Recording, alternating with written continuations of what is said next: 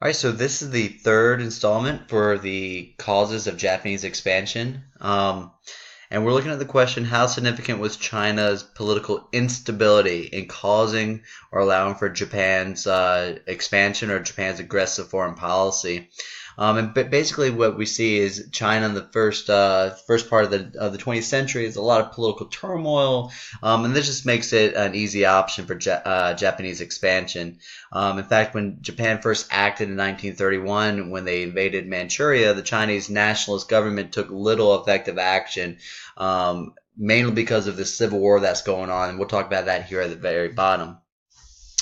So the government that was in place at the beginning of the 20th century was the Manchu dynasty. The Manchu dynasty was blamed by many Chinese for letting China become dominated by European powers and forced to sign unequal treaties. Remember, these are treaties that really favored the Western countries and put China, and then even in some cases Japan, in video number one, at a disadvantage.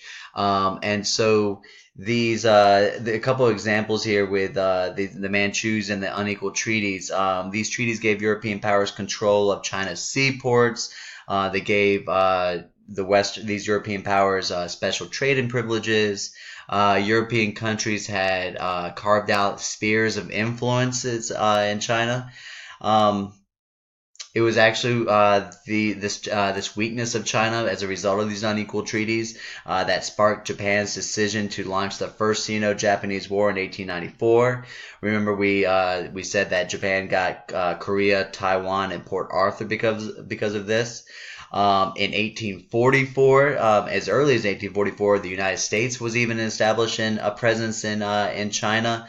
And it was actually the United States establishing the presence in China in the 1840s that led to an expansion of American trading networks across the Pacific. Fiji in 1844, Samoa in 1856, the Marshall Islands in 1881, and then finally the annexation of Hawaii in 1898. That's something that we want to talk about later when we talk about why the United States and Japan are at odds with each other. But it's all these types of examples here of inaction or ineffective action by the Manchus to stand up to foreign powers. And after the Boxer Rebellion in 1900, we saw a massive increase in political support for nationalist and Republican groups in China. Um, and so these nationalistic groups was the Sworn Chinese Brotherhood led by a man named Sun Yat-sen. Yat-sen spelled Yixian. Sun in 1898 had come up with what's called the Three Principles of the People, and these were national freedom, democratic government, and the people's livelihood. This is sometimes, actually transplanted to mean socialism or welfare. And in 1911, a rebellion broke out, and agents of Sun were there to spread this revolt. And in October of 1911, October 10th of 1911, in fact, soldiers, decided to join this uprising, and this became known as the Double Tenth because it was October 10th of 1911.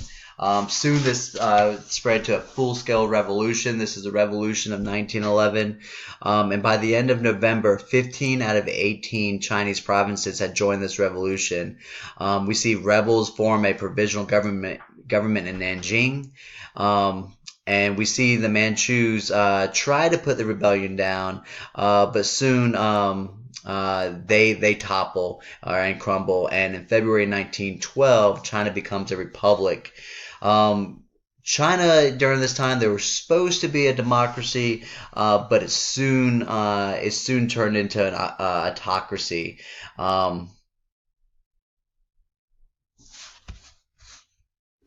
And this autocracy was just short-lived, about 1912 to 1916, where we really saw the general that turned on the Manchus and brought them down, established himself as emperor. But in 1916 he dies, and from 1916 to 1928, we see China fall into chaos. This is known as the warlord period. We see that the central government controls a small section around the capital of Beijing. We see the GMD, or the Nationalist Party. They set up a rival government in southern China. And during this warlord period, essentially we see the total collapse of any sort of strong government in China. Um, just like in Japan, World War One did have an impact here, even during this warlord period. Um, China sent almost 1 million workers to help out these allied armies in France, Turkey, and Africa. And just like in Japan, a bunch of China's nationalistic sentiments were ignored in the peace treaties of 1919 and 1920. And then when news of Allied concessions to Japan retaining some possessions in China became known, it led to nationwide protests. This actually happens May 4th, 1919. It's the May 4th movement. We see demonstrations and strikes happening all over China. We see the boycott of Japanese goods starting to be organized. And we see a new political movement starting to rise known as a New Tide. These people wanted to modernize China. They wanted to free it from foreign interference and control. And in 1922, we see the Soviet Union get involved. They're trying to organize and modernize the GMD, which is the Nationalist Party. The GMD allows members of the Communist Party or the CCP to join. And for a moment here in the 1920s, we see the First United Front really working to unite China and working to free it from foreign control. And in 1924, we see, with the help of the Soviet Russia, we see the GMD working to defeat the warlords. 1926, we see the GMD starting to take control of some key provinces in China. We see Yang Jiechi begin his rise to power within the GMD. And in 1926, Yang Jiechi begins to march north. This is known as the Northern Campaign to take on the warlords. And by the end of 1926, the GMD/CCP forces had established control over 500,000 square miles. They had control over of a population of 170 million people.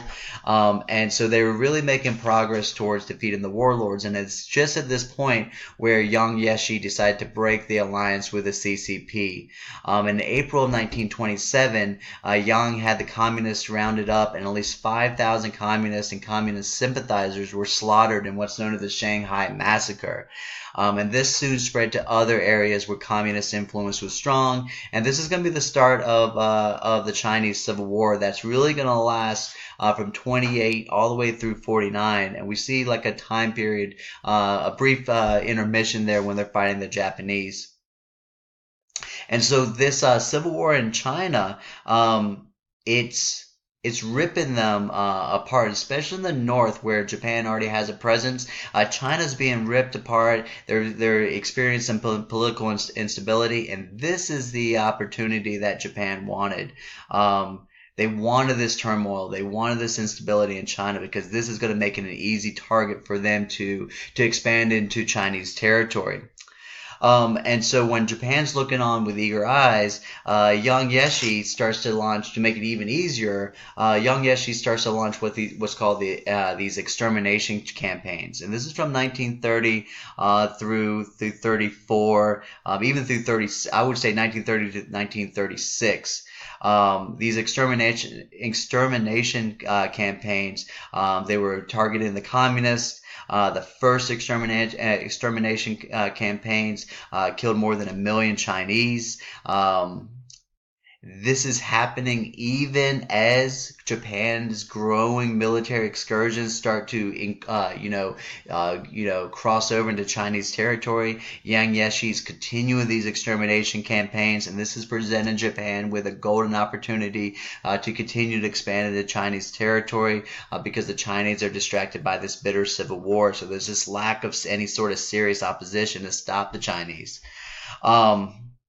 We see eventually, people are calling for Yang Yeshi to stop these extermination campaigns, to create a second united front, and to take on the Japanese. But Yang Yeshi doesn't end these extermination campaigns. He does a fifth one in 1933. He does another one in 1936. And as this is going on, Japan's occupying more and more provinces in northern China.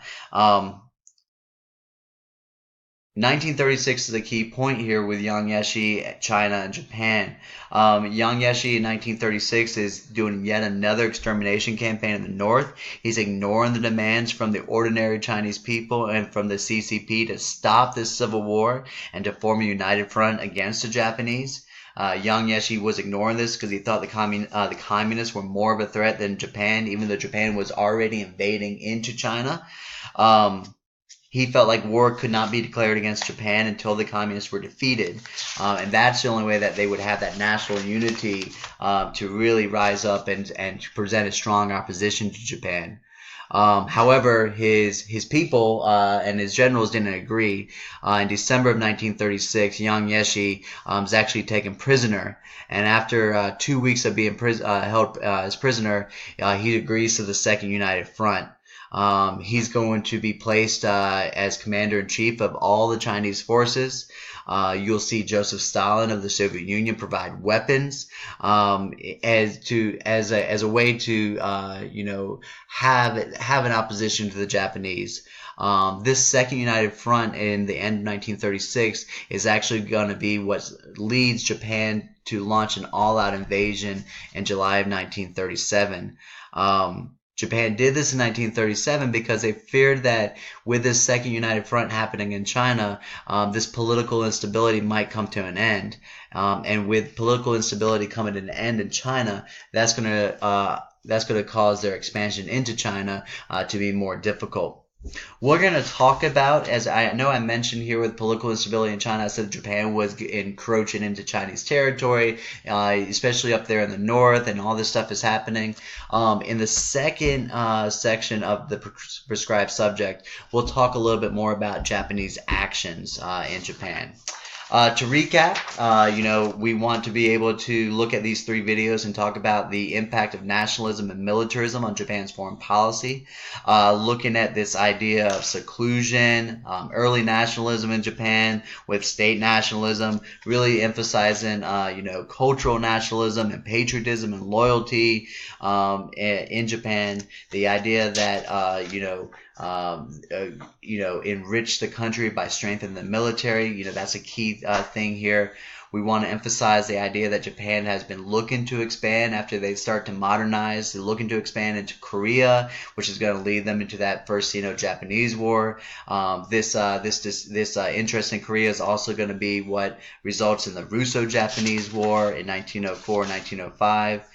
We want to look at, the impact World War I had on Japanese nationalism. We want to look at the impact that the Great Depression had on Japanese nationalism, expansion, especially looking at the impact that the Great Depression had on the rise of nationalist and militarist groups there, the challenges to parliamentary democracy, and the eventual taking over the democracy by those militarist groups and those militarist circles. And then finally, just the last slide that we had, political instability, and how did that allow and how did that cause Japanese expansion here in the early 1930s.